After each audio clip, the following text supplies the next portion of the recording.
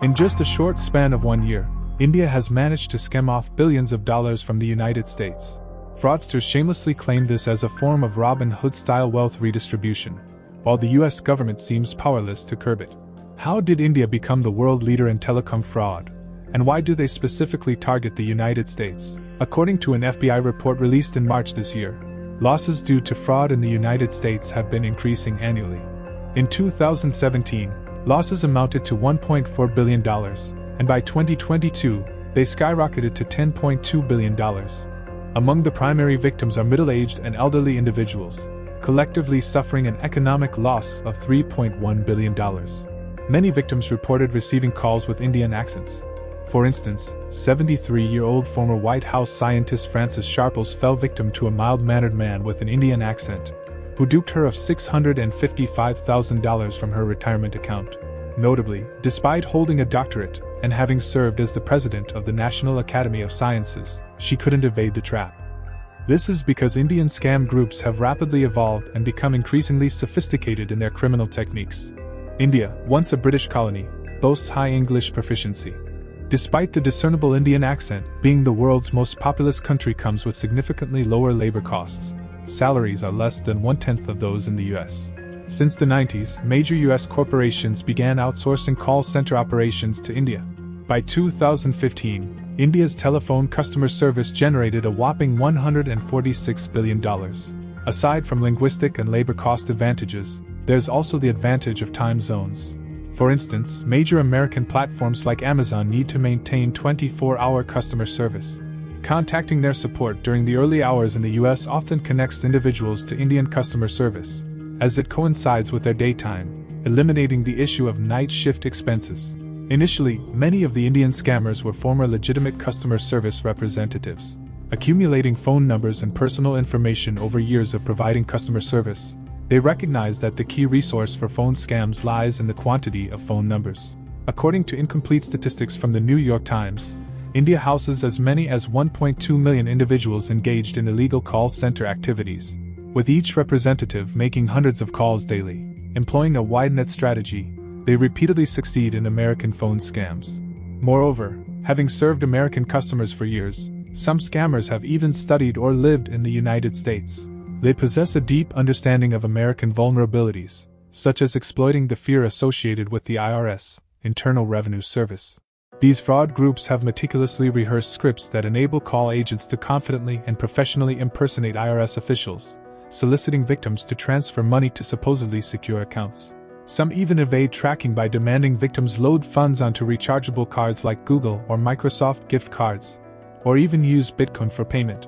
While the amounts conned are typically modest, ranging between $500 to $1,000, they are exceedingly difficult to trace due to the lack of evidence. Many deceived individuals, considering the relatively small amounts, opt not to report the incidents to authorities, and some even feel fortunate to have narrowly escaped a disaster.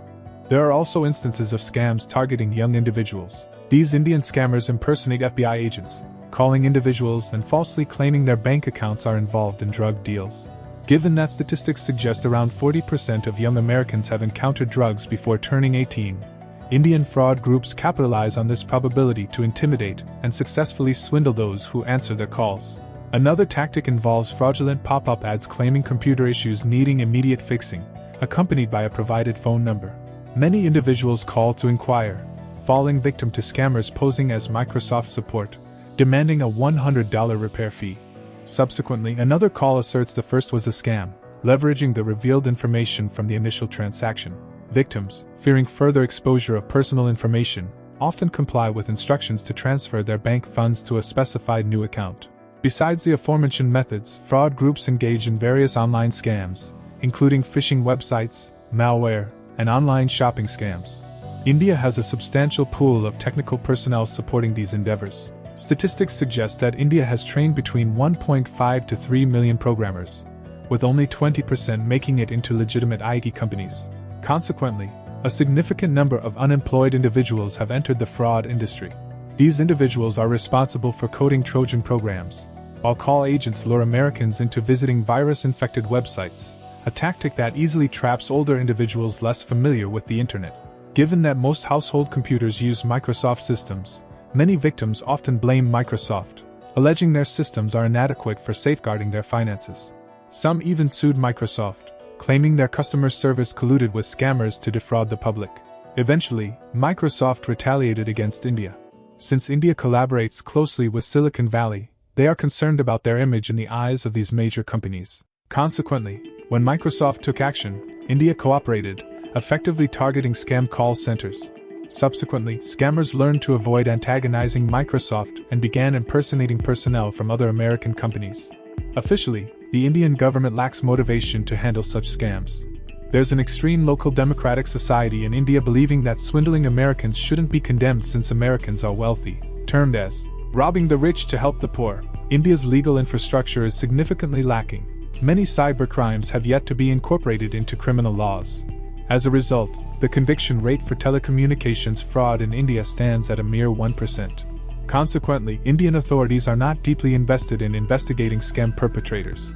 At most, they might seize a few computers and question mid-level individuals. However, pursuing the money trail or apprehending masterminds is highly unlikely. Telecom fraud has become a pivotal industry for India to earn foreign exchange. In 2022, India's telecom fraud revenue reached nearly $40 billion. This labor-intensive service industry resulted in approximately 26% of Americans falling victim to telecom scams in 2022. A third of Americans admit to being scammed, with 61.1% of victims acknowledging multiple instances of being deceived. Indian scam groups feel no moral burden in deceiving Americans. Additionally, Indians generally exude high confidence, resulting in strong mental resilience.